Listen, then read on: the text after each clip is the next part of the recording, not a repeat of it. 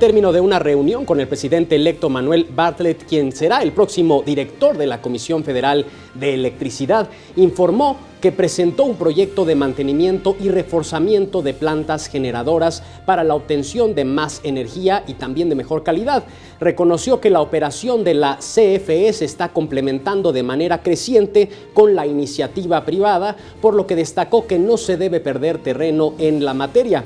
Por otro lado, Bartlett aseguró que de cara al cambio de gobierno federal, revisará la situación de endeudamiento de la organización.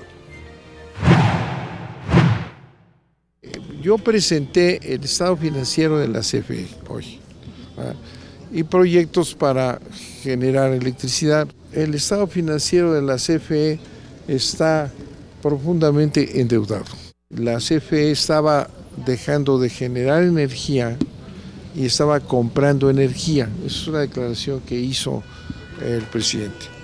En consecuencia, un tema importante es generar energía.